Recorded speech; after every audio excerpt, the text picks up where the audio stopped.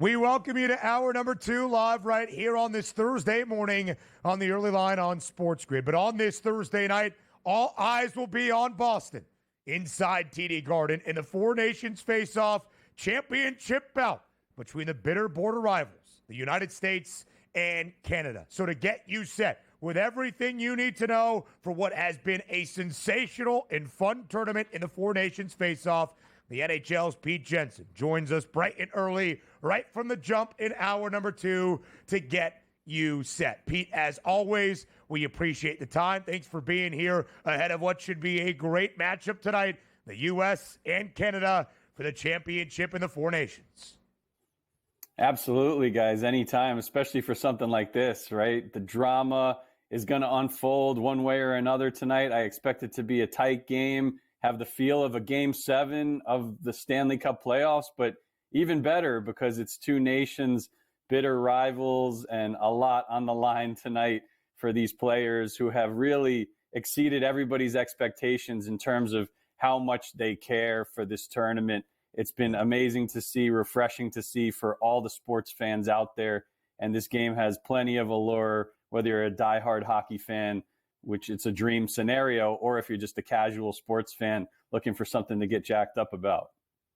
For the name on the front of the sweater tonight in the pride of country, inside TD Garden in Boston, Massachusetts, the United States on home ice taking on Canada. Of course, on Saturday, Pete, in round robin action, the United States up in Montreal, victorious with a 3-1 victory over their Canadian foes. A lot of vitriol from the very start. A ton of fights, basically as the puck was dropped. So as we look at the odds for tonight's title game, even on the money line, minus 110 on both sides. The Americans a slight favorite in that puck line. It's plus 235 if you think the United States can win by multiple goals. 5.5 is that over-under. Pete, we'll get into the game breakdown, but let's start with the atmosphere. It was raucous. There was some hate early on Saturday. What do you anticipate tonight in the championship game in Boston?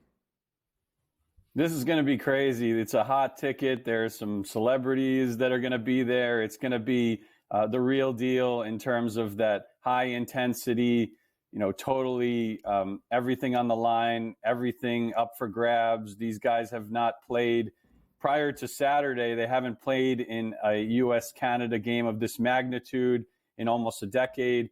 And I even saw someone was saying, and I believe it, it's the most important USA-Canada game, or most important USA international hockey game on American soil since 1980, Miracle on Ice. Maybe that's a little overblown, but maybe it's not. I mean, people are really thirsty for this intensity. It's going to be a lot of fun. And one angle I like from a betting lens to maybe take advantage of that, we've seen 2 of the 6 games in this tournament go to overtime. Another one almost did that last game when Finland almost came back and tied it against Canada. So Canada's played in some really tight games. You could go 3-way money line and just sit back and watch the drama unfold and not have to sweat who's going to win or lose. As long as it gets to overtime, you'd win that. Pete, let's take a look here at the game itself, because we'll get into the X's and O's, who's going to win and how many goals possibly in the MVP markets. But I need to know this from you tonight. With Team USA, a lot of bodies banged up, and this game means so much. Any roster changes, expectations, or what have you been hearing for the past couple of days with some of these lines? Right, so it sounds like the Tkachuk brothers, those guys are gamers, super, warriors for the U.S., even beyond just, the scraps that went down at the beginning of that game against Canada. These guys are high shot volume guys that crowd the front of the net. Brady Tkachuk has never played in a Stanley Cup playoff game in his Ottawa Senators career, so I think everything is indicating that he's going to be in for this game. Austin Matthews missed the last game for precautionary reasons, but sounds like he's good to go. Quinn Hughes, unfortunately, it looked like he was going to be a surprise addition potentially, but he is not traveling from Vancouver to join USA because he has not been medically cleared. At least that's the latest update on that front. Cale Makar, who missed Saturday's game against the U.S. when the U.S. beat Canada, he's playing for Canada with McKinnon and McDavid, he is back in the lineup, and he led Canada in ice time the last game. He's an all-world defenseman, so that is a matchup that could maybe tilt the scale for Canada to have some bounce-back appeal here. But Charlie McAvoy, unfortunately, who was a physical force in that Saturday game, he is out with a shoulder injury and had to receive some medical treatment and stuff. So he's out for the game. That's unfortunate for the U.S. Pete, when you look at the guys on the ice tonight, of course, it is as star-studded as you could ever hope on both sides, for Canada and for the United States. So as we look at the prop component tonight in the X's and O key matchups of this list and maybe some others, which player steps up on maybe the most significant stage they have seen in their international hockey career? The goalie matchup is crazy because almost any day of the week you would pick, whether you're doing fantasy or props or betting on games, you'd pick Connor Hellebuyck over Jordan Binnington almost every day of the week. But this comes down to one single game, and it brings back memories of when Jordan Binnington beat the Boston Bruins in Game 7 of the Stanley Cup Final in 2019 on the road at TD Garden, kind of ripped their hearts out. So he's back to a familiar crease in that regard, and he's the X factor for me for Team Canada. He's actually been slightly better than Hellebuyck in high danger save percentage during this tournament. So, it's been a surprise. I thought they would play Aiden Hill a little bit more, but it's been all Binnington for Canada, and he's been better than expected. And then in terms of some of the other props, I like the Tkachuk brothers to get on the board. You could get Brady Tkachuk for a plus number for a point, even better number for him to score a goal, again, playing with his brother Matthew, and also Jack Eichel. So 3 studs on that line for sure. Pete, taking a look at that game played on Saturday. It did go to the under at a 3-1 final. We're taking a look here at the FanDuel Sportsbook. Over 5.5 is actually at a plus 110 price. Are we looking for a higher energy, higher scoring game, or similar to what we actually saw on Saturday? I wouldn't be surprised to see it open up a little bit, especially with all the firepower that Canada has. And then maybe if the U.S. responds once or twice and it turns into topsy-turvy, I'm not going to say it's going to be crazy high scoring. You know how these Game 7 type games go, tight checking, everybody's nervous and stuff like that. But could I see it maybe go to overtime at 3-3? I wouldn't be surprised at all, especially with, again, this is the first time this tournament that we're seeing like McKinnon, Makar, McDavid, Crosby all on the ice together for Canada. So it's going to be a lot of fun. We had never seen that prior to the Four Nations Faceoff. And then there's Austin Matthews, there's Jack Hughes. Jack Hughes is due for a goal, even though his brother's not playing. No goals on 10 shots on goal in this tournament, so certainly due. The man scored 2 on Saturday night up in Montreal, the pride of Omaha, Nebraska, Jake Gensel, who should be a big factor tonight as well. Pete, the Four Nations Faceoff MVP odds, Connor Hellebuyck, the goaltender for the United States, plus 250 with the shortest number. Hellebuyck did not play in the finale against Sweden in round-robin action on Monday in Boston to preserve him for this final. Should be a big one tonight. And what a great game we will have inside TD Garden. So, Pete Jensen, thank you for getting us ready for the Four Nations Faceoff Championship tonight between the U.S. and Canada. More on the early line comes your way up next.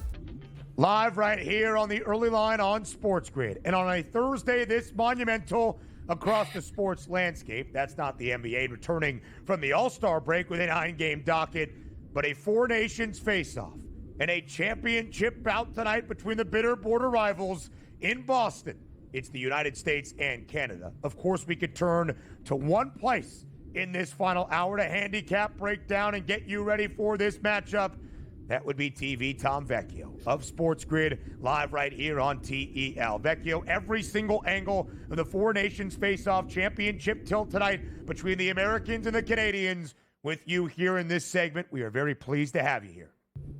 I am beyond excited for tonight's game. I watched Miracle on Ice last night to get ready for this. I am fully on board right from puck drop. I will be on in-game live right as we get things started at 8:14 to give my final thoughts on that. But it's going to be largely the same, starting out by looking at the under. So as we start, Vecchio, you mentioned the under, total at 5.5.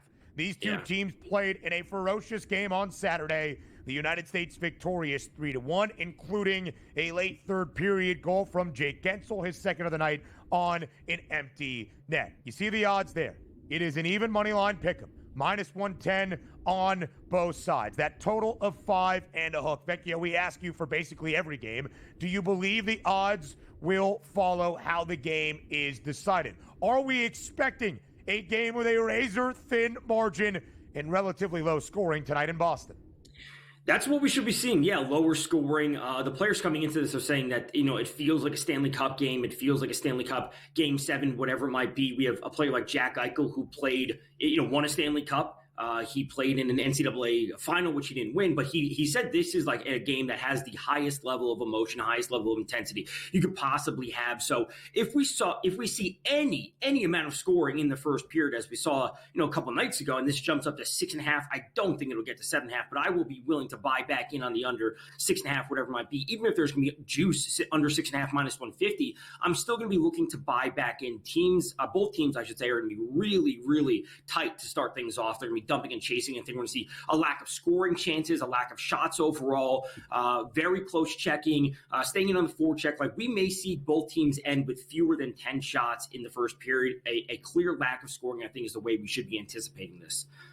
Yeah, take a look at Saturday. I asked, we had a guest on earlier, Pete Jensen from the NHL Network, saying, are you taking anything here, Tom, out of games from Saturday that were played until tonight? Because obviously the Team USA won. That was in Canada 3-1. Do you look for that same sort of lower scoring? Because I know you're on the under, but are we getting that same sort of format where the goalies might dominate in this one? I think we will, and this would say, okay, if we're going to see lower scoring, do we turn to like a goalie save prop? I just don't know how many chances we're going to be seeing. Like, we're going to see this as a full intensity playoff game, Stanley Cup game, where the players are going to be selling out to block every single shot. So yes, can you take a shot on? Listen, McDavid at +220 for a goal, or Crosby +350. Like, these are lines we legitimately never get in. When it comes to points, seeing Nathan MacKinnon at -146, that may seem like a little bit of juice for some people, but MacKinnon for 1 point, like in a normal regular season game, he's like -250 or -300 for 1 point. So you could take some shots with some players here or there, but I think this is a game that is clear under each and every time. The only thing that'll possibly send this over is if we get multiple empty net goals, not just one, but multiple empty net goals would be the only thing that sends this game over. A star-studded affair, Vecchio, on both sides. You saw those big-time players on the board. You can go up and down the list and well beyond the 3 options we gave you on either team and find one of the most recognizable names in the sport of hockey. In your estimation, who delivers on this monumental stage tonight inside TD Garden? It's got to be Mr. Canada, Sidney Crosby. As much as I hate to say it, -128 is for 1 plus just 1 point is a very, very fair line. And obviously, when he plays alongside Nathan MacKinnon, the goal scoring potential from just MacKinnon alone will put Crosby always in a spot to get an assist. And again, we're talking about lines for Crosby that are normally -200 on a normal regular season game. Obviously, we have to take this with a grain of salt, considering the circumstances are so unique, and we are dealing with a 5.5 over/under. We're dealing with the shot props for these players that are 1.5 or 2.5 for MacKinnon, 2.5 for McDavid. These are lines we normally never get. So I would lower your expectations from a scoring perspective tonight, but we should still be in for legitimately one of the best games of hockey we have seen over the last decade. Going over some of these props here, certainly from Canada, as we see, like Sidney Crosby, anytime point, you like that at the -128 price. Give me somebody from Team USA we can watch tonight. Goal scorer, points prop, like who do you like from Team USA? So Dylan Larkin's been awesome. Really, really awesome. And he was on the 4th line. They bumped him up to the 3rd line. A player that is, the captain of the Detroit Red Wings. He's a player that I think will show up when it matters most, and it's maybe due to the fact that he has been set in this bottom 6 role, which is normally not the role he plays as a top-line center, and all the focus will be on Matthews and Eichel and Jack Hughes and the Tkachuk brothers. Dylan Larkin has been amazing, and he had that game-winning goal when they played Canada the first time, so I like him potentially for a goal, but if you want to go for a shot prop on him, I think that would actually be a good spot because maybe he gets lost in the shuffle a little bit if he's still playing alongside Kyle Connor, who's a proven 40-50 goal scorer. Dylan Larkin may get lost in the shuffle tonight. Vecchio, as you expect, a tightly contested, low-scoring game. The goalies starting in net are going to be a huge reason why. Jordan Binnington has been a surprise in a good way for the Canadians. But, of course, I would say, as you have told us, the best goaltender in the National Hockey League and on this planet, wears the stripes of the United States. That would be Connor Hellebuyck, who is the favorite to win the Four Nations Faceoff MVP award. I'll ask you the question like this. If the Americans win tonight in Boston, is Hellebuyck the MVP? Almost certainly. I would say almost certainly. It would be a surprise to not see him win, considering what he's done. As I mentioned a couple days ago, Jake Guentzel has multiple goals. If Jake Guentzel has multiple goals and none of them are empty net goals, that may put him in a spot to win. Right, seeing him have the extra empty net goal the other night was great, and that kind of, I don't want to say stat padding, but if he has multiple goals tonight, especially a game-winning goal that isn't an empty net goal, that could put Jake Guentzel in a spot just based on the overall goals in the tournament. I will also say Nathan MacKinnon on the other side, considering he is this multi-goal threat on an every-night basis, he would also be in the mix. Instead of going to the chalk with McDavid, MacKinnon could be the answer for Team Canada. Also, Tommy, take a look at Team USA with Austin Matthews here, plus 210 prices an anytime goal-scoring market. Obviously, we know how talented he is, but the sickness that we're hearing, who knows if it's an injury at this point? What's your trust level in some of these injured players coming into tonight? This is where I have a tough time trusting any of them. And I said this at the beginning of the tournament. Yeah. There's a chance that we don't see Matthews score. We don't see Jack Eichel, Jack Hughes score. We're going to see some of these depth players score, and that's where Guentzel comes in. That's where Dylan Larkin comes in. This is where we may continue to see some good scoring from someone like Zach Werenski, the power play quarterback, the defender. So I don't have a whole lot of trust in those players, and I actually think looking to some of these secondary, as usual, as I always say, tertiary options on any team in any sport, that's where we're going to find the most value, and that's where we actually can find players that can still get it done. 9-game slate tonight, Vecchio, as well. After the All-Star break around the association, we are fully back in the NBA. What's your best play for this NBA slate on a Thursday? Ooh. Yeah, you guys talked about it in the last segment right before the commercial break. Like, Indiana going up against Memphis, a 250 total is insanely high. And I know you guys went through it. Both these teams, they play to the over this season. They play super fast. They get up and down. They get up scoring. But what we saw last night, I would say, is at least somewhat of an indication of what we're going to be seeing from teams, at least to start the first 2 days. Saturday, Sunday, especially some second half overs. That's where I think teams will start to get into play. But I'm not saying either of these teams are the Charlotte Hornets of what we saw last night. 100-97 game against the Lakers. But 250 is way, way too high the first game out of the All-Star break. So Saturday, in-game live, which I'm doing with Joe Ranieri, second half overs for teams. That's where I think they'll start to finally get things in the flow of things. That's where the scoring will start to come. But 250 is way too high tonight. A ridiculously high number, even for a Pacers team that went over in 7 of its last 10 games before the break, in a Memphis team with the second highest over percentage. Vecchio, the NBA is going to be great tonight, don't get us wrong. But this Four Nations Faceoff Championship game in Boston is going to be electric.